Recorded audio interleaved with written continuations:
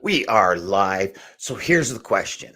How do you enlist the best salesperson on the planet for your business to sell day and night on your new customers? That's the question we're going to answer today.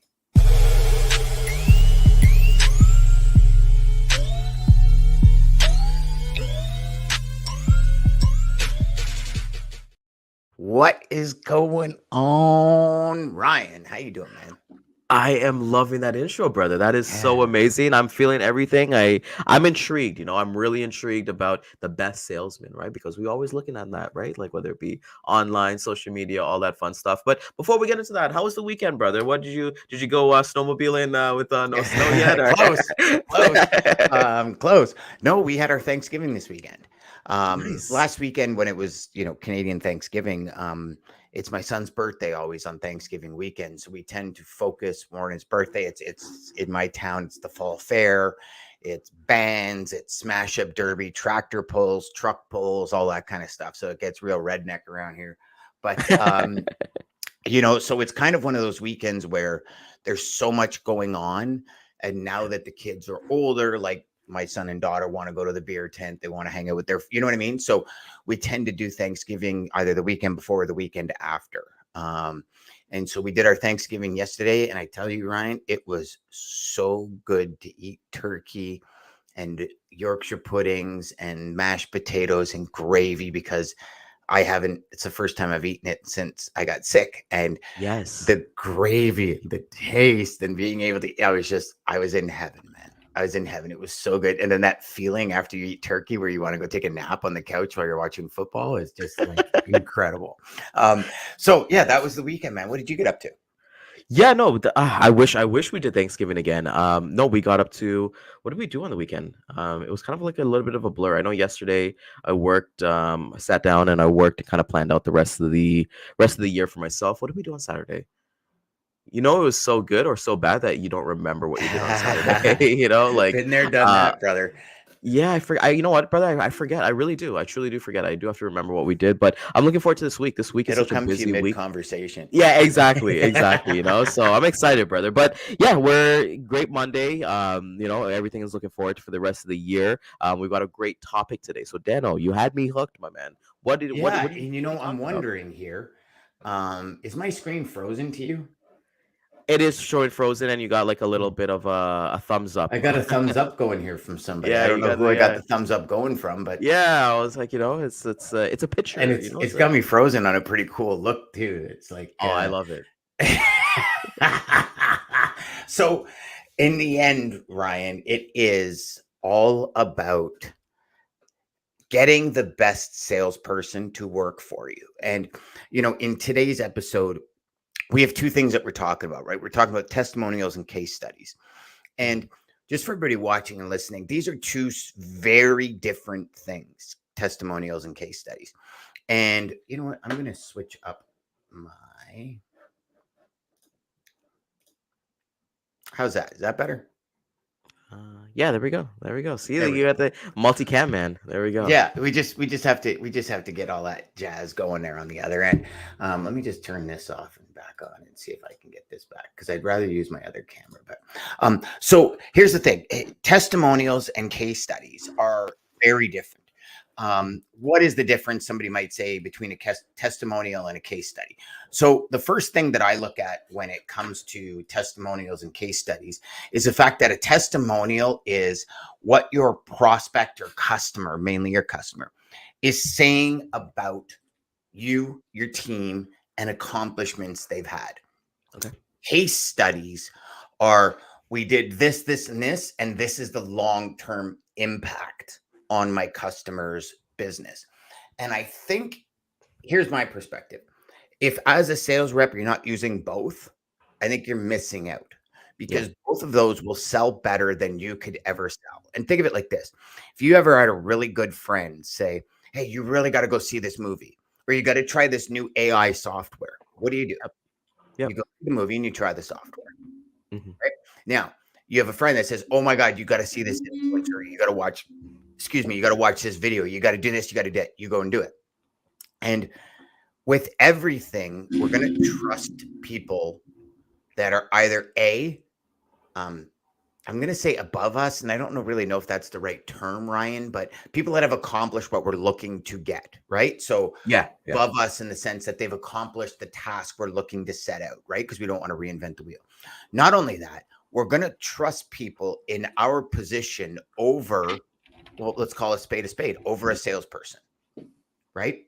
And again, Jesus, it's all these thumb ups. What is these thumb ups that's happening? I don't know, man. I don't know what's going on today, brother. I don't know what's going on. So Let's get to it. Yeah.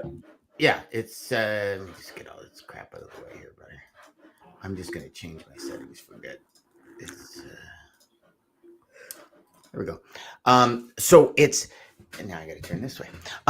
So it's these two things that when you sprinkle this into your sales process, I think you really gain so much power. Like, if you're doing email sales, for example, right? And you come up with emails saying, hey, this, and this, do you have time for a meeting? Wouldn't it not be more powerful to say, this customer that's 32 miles from you just said this about us? Do you have time for an appointment? Right. And it's the same thing. We go back to what we're doing with Bridger, where we need testimonials. Anybody that has a product, a course, a program, testimonials. And these reference letters, these testimonial letters, in other words, are a very key point to you selling, because you break through all of the, I don't know about this. You break through all the clutter, you break through all the smoke, you break through all the fog. And it's somebody else sitting in the same position your customer's sitting in saying, these people are awesome. They've done this, and this for me. And the one final thing is, if you're going out and doing testimonials or case studies, be very specific. So if you're, Ryan, I know you were big into show freight, prior to COVID, right? You did a lot of Cirque du Soleil and that kind of stuff.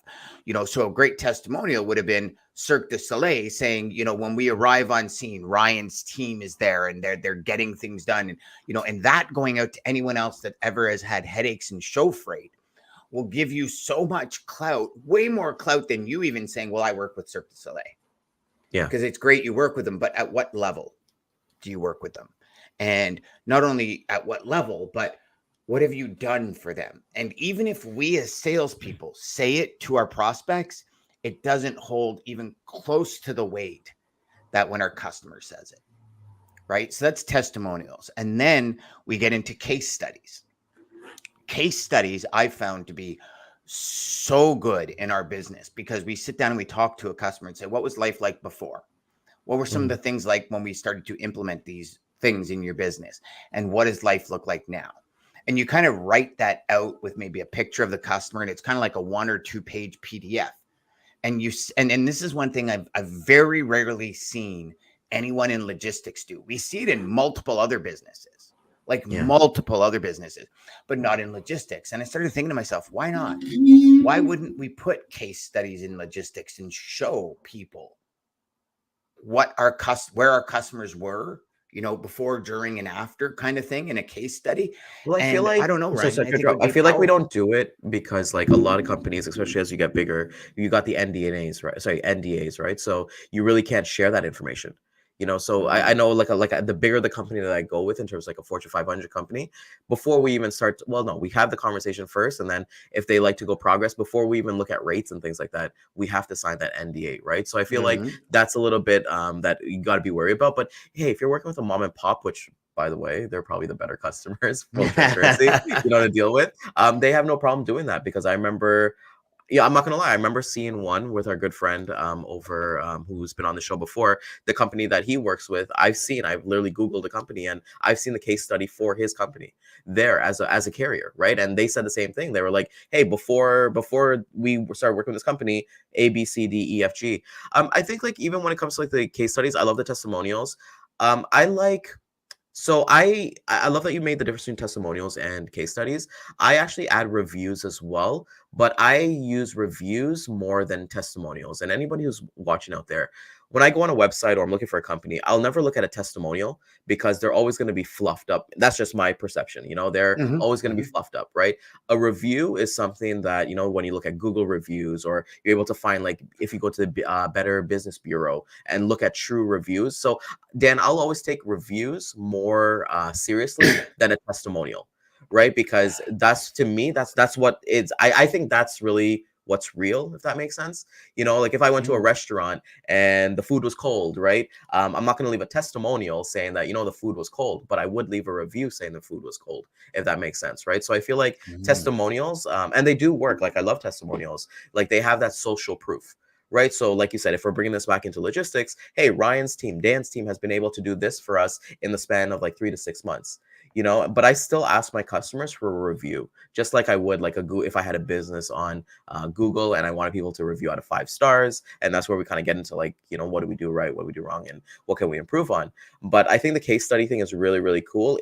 And just make sure you ask the customer first of all, right? For all these things with testimonials, reviews, case studies, ask before you do it, because you don't want to assume make it and then you got to delete it and something like that, right? So Yeah. But I'd like to, if you don't mind, I'd like to dig a little deeper into this review thing. So yeah, when you're asking a customer for review, yeah. what's the difference that you see between a review and a testimonial? Like, are they actually going on Google and reviewing your company Yeah, so I'll give and them adding a your survey name, monkey. or? No, it's a survey monkey. So I will send out surveys. So that's technically my reviews. So first survey, well, let's call them reviews because they are reviews. For reviews, it's more internally. The things that we do well, and the things that we can definitely enhance on. That's specifically for us and our customers and everything within. That doesn't go out anywhere. For a testimonial, I'll never really ask for a testimonial. I think I'll go for like the referral mode, if that makes sense, Dan. So that could be a testimonial as well. It's just like you said, in the show freight. So there was a time that I went after like Feld Entertainment, and anybody who's in the show freight game knows that Feld does like Monster Truck, all the Disney on Ice. Like they're the big guys. Gravedigger. I remember wanting to do one of those. Grave digger. So I just say like, look, this is who we work with, and I gave them social proof of like these are the shows we did. Right. So even though there was an NDA and things like that, I was able to kind of experience that. And sometimes you don't want, like, I was able to connect them with the current customer. But long story short, from there, we were able to get some business based off of saying, this is what we did, this is what we can do, just give us a shot. And I think anybody who's looking out here in logistics, for me, Dan, I'm big on my strategy being, hey, you've got these lanes, we're possibly a fit, give us a shot, give us a trial, let's run that trial, not like 5 to 10 loads. I used to be like that, Dan. And then like, if you screw up one out of those 5 to 10, then you have a 10% failure rate, right? But call it space. But if you're doing 200 loads in a month for them, you screw up one. It's just a numbers game, right? From there. Yeah. Yeah. So yeah, so coming back to it, Dan. So what I do is like I'll send a survey monkey. I want to say every month.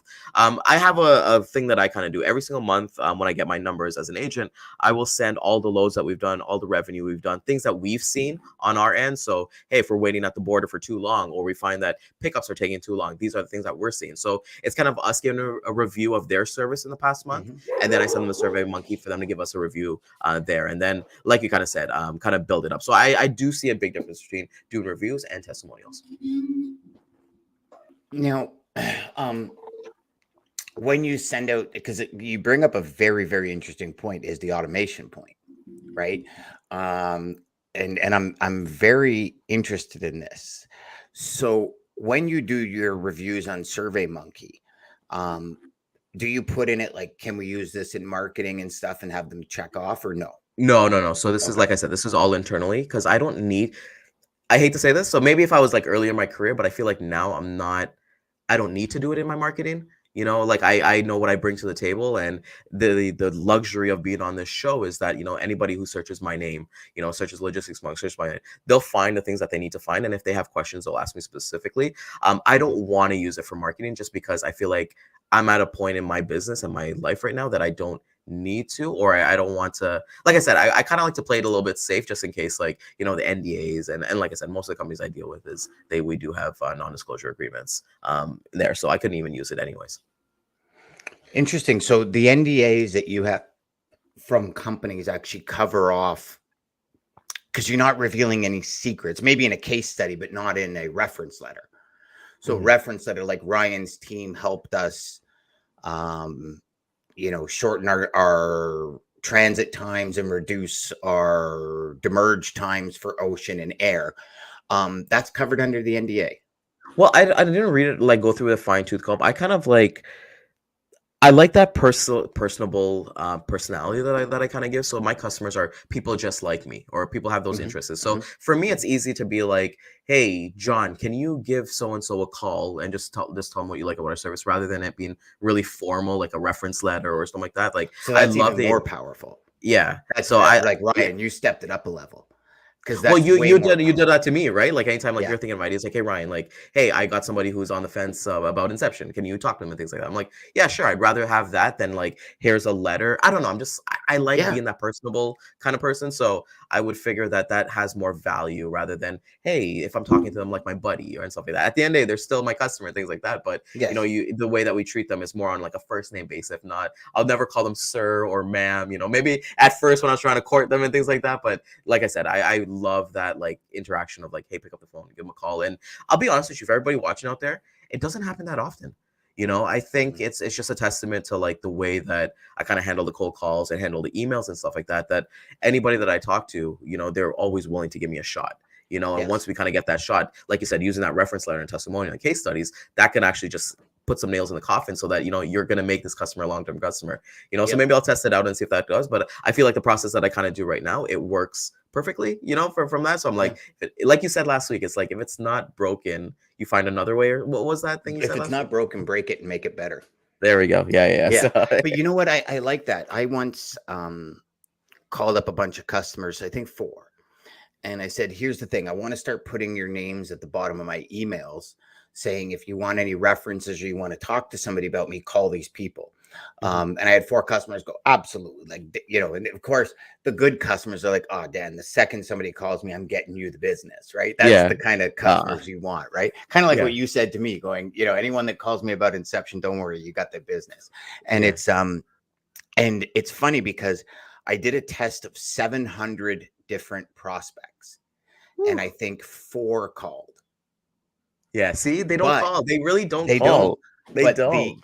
the clout that comes with, or the confidence, or the and maybe I'm not using the right word, but if somebody comes to me and says, "This is what I've accomplished. Mhm. This is what I could do for you. Here's four people. Feel free to call them anytime and ask them." I probably wouldn't call because I probably believe them. Because why would they put four in there if they didn't? Exactly. Right? That's what I was just thinking too. I was just like when I tell people like the companies I work with and stuff like that, it's always gonna be the truth, right? Because like imagine you get caught in a lie. Imagine you call like you said, hey, I work with this company, and they're like, okay, maybe me and him worked at it like the industry is so freaking small, by the way. A lot of these Yes. people work together, right? So if they, hey, maybe me and him went to college together, university, or maybe we worked at our first company, they just give them a call or shoot them a quick DM and be like, who? Just like Yeah. Who is this person? I don't yeah. know. Why would you want to tank it? And then they go make a LinkedIn post about you, and then you're like, oh crap. And of But course, Dan, that's the one post on LinkedIn that goes viral. there we go. Dan, I'm really interested because I think the audience is going to be interested too. The case studies. Talk to the audience about what does a case study look like? What should be on it? Is there kind of like a template? What are some things that if you were to do a case study right now for a customer that I'm going to put you on the spot here. If you've been working with a customer for the past 2 years Yep. and you're kind of like thinking, okay, well, my goal is to add 3 customers by the end of the year. So you're going to be out there prospecting and using Bridger, obviously. When you're doing a case study, what are some things that a sales rep should have on that case study? So it's a before, during, and after is what a case study is. So a case study is addressing a problem Mhm. and you're talking about, the before. So my customer XYZ, case studies are usually full disclosure. So, like Ryan said earlier, ask about the NDAs and stuff. So it's before, I did this with Caesar Stone. Okay. And before I started working with Caesar Stone, they had 1.68 million in demerge every year they were paying. And so the before is, this customer with over 3,300 international loads, plus Dre, plus OTR, plus cross docking, plus warehousing, was divided amongst the different tiers in the company. And one tier wasn't working with the other, which led to 1.68 million in demerge.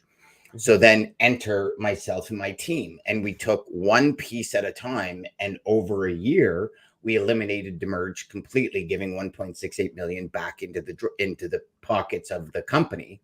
Nice. And here's what we did step by step. and Yeah. you walk, and then here's the end result. And then what I did is I sat down with my customer and I said, share with me what life was like before, Mm. what you felt during, and how it worked for you after.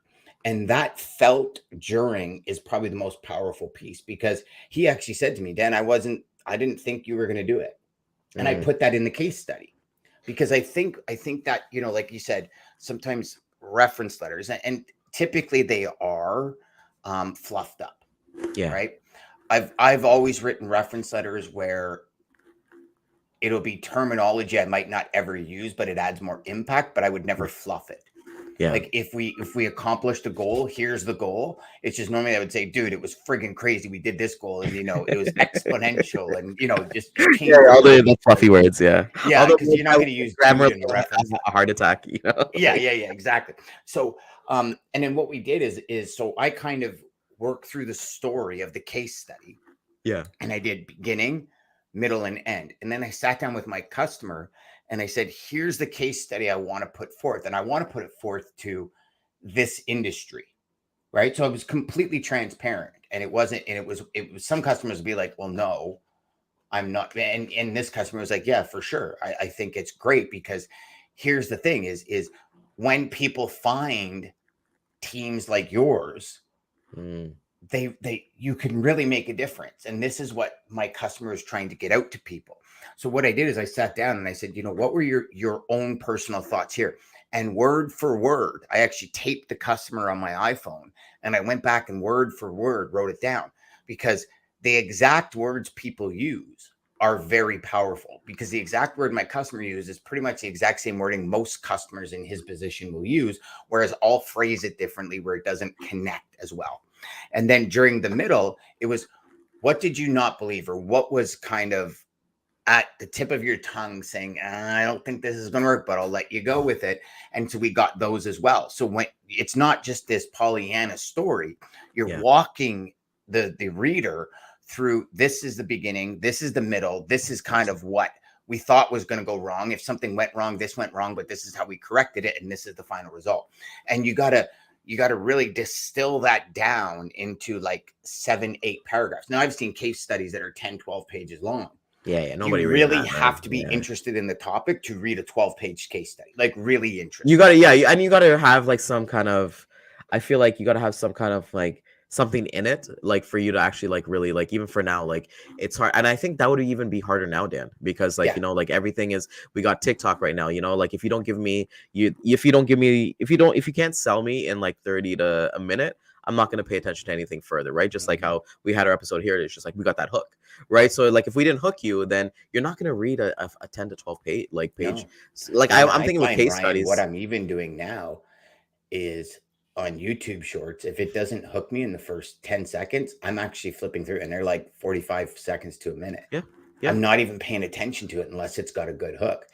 Um, and I think as people get further into that area, we have less and less time. Like if you can do a case study in 3 sentences or in 3 paragraphs, you're golden. I was just gonna Like say you got to really keep this that to one page. You got to problem. keep that. Yeah, Yeah. you really And have to. the formula is just before, during, after.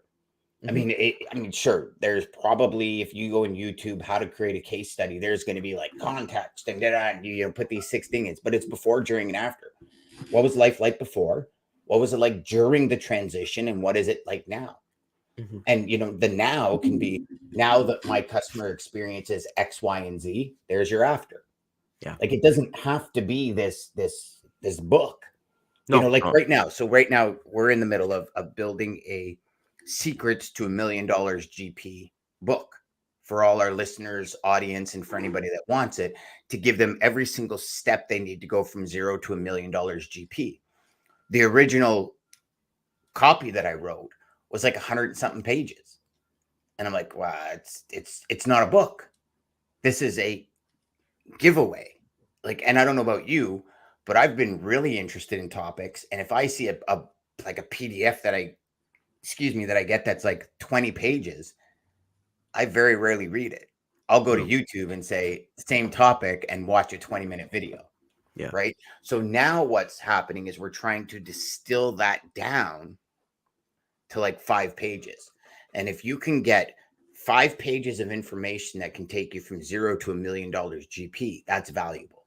Yeah. But Well, even 50, if you look at that 100 5 pages and pages. try to bring that down to even 2, right? And I think Yeah. that's what Yeah. we need. Like, I think for everybody who's watching out there, like you gotta make it short, and you know what? It forces you to the point. And like, just my last statement here is just like, everybody knows I'm a big fan of like Lavender AI. Funny enough, I'm going to a workshop with them on Thursday, and Lavender, I'll put an email in there, and they're like, make it shorter, and then make it shorter, make it shorter, and then you look at the email, and you're like, this has no substance to it. That's what you think, right? Because that's what we're trained to believe. That all information is good information. But you pop that email in, and it's gonna convert better than your long form thing. So I think with anything out there, anybody who's out there, if you're doing like your videos or you're doing your testimonials, doing all your case studies, even a testimonial, don't make this long paragraph. Literally, just make it two, like, I feel like it has more impact when it's 2 sentences and then has the person's name, and then like, say, like, how would it be so cool, like, if you had like, okay, Ryan and his team is amazing at what they do. They help us out. Signed by the president of transportation of the United States of America,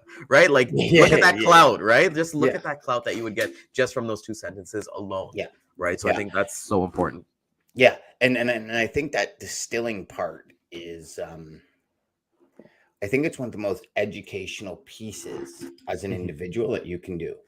Yeah. And I would say start by writing it, just writing what's in your head, writing it down, and then look at it and take out all the fluff words.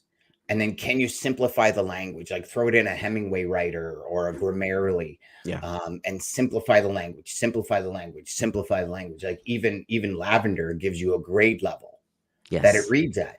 And, we don't have to get into it, but the amount of case studies out there on what happens when you write and speak at a 3rd grade level, how well you connect and communicate with other people is huge. And I'll tell you, Ryan, that's probably one of the toughest things for me is to get rid of the technobabble, because it's like, I'm, even in everything, it's like, oh my God. Like, I remember when I first got my first electric vehicle, it was like I walked into the salesperson. I knew 10 times more about electric vehicles than the salesperson did. And I'm talking about all these things, and I can see his eyes gloss over, and he's the salesperson. Well, like, he's selling me the vehicle. Yeah. And I was using so many terms that unless you study it, like, to the depths of it, you have no idea what it means. And it turns most people off. Well, it and I don't remind know if me you've of ever like, thrown like, like I've been like, well, you know what? I always kind of go in every conversation. I've kind of learned like to kind of go in as a student. So I'll never really do too much research. Even if I did do research on it, I wouldn't bring it up because I feel like that research is specifically for me. So like when I'm gonna go buy a car and I'm like, okay, that does that. I'm like, okay, cool. Like that'll show features, because you got to remember too, just like with our conversations, we're telling everybody with the case studies, the testimonies, all that stuff. You've got to hook that person, whether it be a salesperson. Don't automatically assume that because they're a salesperson, they're going to care. There's been a times that like, we've gone to meetings and things like that. And, just the techno babble comes out and like, you could tell the other person's like, I don't give a shit. Like, they checked out, and it's just, and it's not on you to like you might think like this is the greatest thing in the world, and then it's just like, to them it's like, who cares? Like, it's whatever. It's not your job to sell them, but it's just like, okay, well, how can you help me? Because there's a purpose for that, right? And when you're asking your customers, like, you might think that you might have the best service in the world, and when you're talking to them, getting these testimonials, getting these case studies, you're going to figure out stuff about yourself. And I think that's a point that we do need to make aware as well, that you're going to learn about the things that you do great, things that you don't do so great. Like some people might say, hey, when we first started with Ryan, the communication was the best. You guys hit us up, updates every 2 hours, all that stuff. And then you guys got comfortable. And then, we'd have to wait like a day between emails and things like that. Not that that doesn't happen with me, by the way, but those are holy crap, brother. No. We're kind of, we're crushing it. Well, it's up to you and your team too. Like, and I feel like as well, I would like to throw this back, not just to get testimonials from like your customers, get testimonials from your team, get testimonials from your leadership, even though they'll give that like, hey guys, I've been here for X amount of months or years or whatever. What do I do well? Like, what do you notice about me? Because I know for myself personally, not talking too much, but anytime I talk to like leadership or I like talk to somebody, they're always like, Ryan, like you are one of the most personable people ever. Like you can have a conversation with anybody. You make friends with people really easily. And then I'm like, I'm pretty introverted, so it's those like that kind of balance. So I think when you're able to have those testimonials, and like you said, Dan, with your customers, as you get more customers and things like that, you're making the roadmap to that 1 million GP. But if it's something that you don't want to be, you don't want to actually be an agent or anything like that, you want to strictly be in leadership, then have a roadmap for that.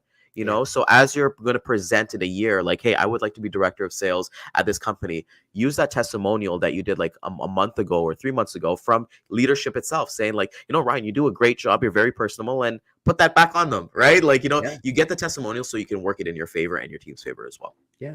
Well, 100%. And that goes that goes to every level. Like Yeah. if you're a sales manager, get testimonials from your team Yeah. as to what they really think. And maybe you go to your manager and you say, hey, listen, because maybe you feel that they won't be, full on honest with you. If you ask them, go to your manager and say, hey, would you mind getting testimonials? Like, what do I need to work on? How do I need to help myself? Or sit down with your team and say, hey, listen, I want to get better. It's an open book. There's zero issues. If you think my formula, my way I do it sucks, I want to know, because if I can't help you, then I'm not achieving my mandates. Right. And same thing, give your operations team testimonials and say, act as if I'm asking you for a testimonial. What would you say? Yeah. And I could tell you, I mean, I know I gave in my career, my biggest issue was not understanding that the operations team knew the business inside and out like I did. So I would just come out and go, blah, blah, blah, blah, blah. And I'd turn around and go back and people would be like, what is he talking about? And in my head, I'm like, well, you know what we're talking about. We've been dealing with the customer for a week now. How do you not know what we're talking about? But I've been working with the customer for months to get them to be a customer. Do you know what I mean? Yeah. That different perspective as well. And so for all of you watching and listening, just take it, go back through this podcast and re-listen to some of this stuff, because these pieces of information and these tools are so powerful for you to gain new business and to shatter those walls faster. Right now, you still have the qualifying and everything else you got to do. But once you hit that stage, you can go from prospect to customer in half the time using testimonials, case studies, references, and all that in a much better way. So for all of you, if you have customers right now, make it a priority over the next 5 days, 7 days. Do yourself a favor and start asking them, what are we doing right? What are we doing wrong? What can we improve on? And then we'll go get into those 3 questions on another episode. And then go in and ask, can I get a reference letter on this project we just did? Can I get a reference letter on the last 6 months? Can I get a reference letter on the last quarter and what I've been able to help you do? Can I get a reference letter about during COVID, how I stepped up to the plate for you? Like all of these things have huge possibilities for you long-term. Yeah. And I think like the number one thing, like if we were to condense, like I think the word of the episode for everybody out there, it's feedback. Just get feedback. That's the thing. You just have to get feedback and, take it into your professional life, take it into your personal life, like if you're in a relationship and things like that, like I'll constantly have those feedback conversations because, you don't want to stay stagnant. Right. I think, maybe we'll end it with a mic drop here, but a rocking chair doesn't move forward. It just moves forward and back. Right. So it doesn't actually go anywhere. So when you think that you're doing so many great things, like, oh, this customer loves me, all the loads are coming in, all this stuff. And then you get that true realization of like, when they actually stop happening, it's just like, what happened here? Or are you trying to get back business? It's just like always be in a state of asking for feedback, because those are the people who grow and they hit their goals.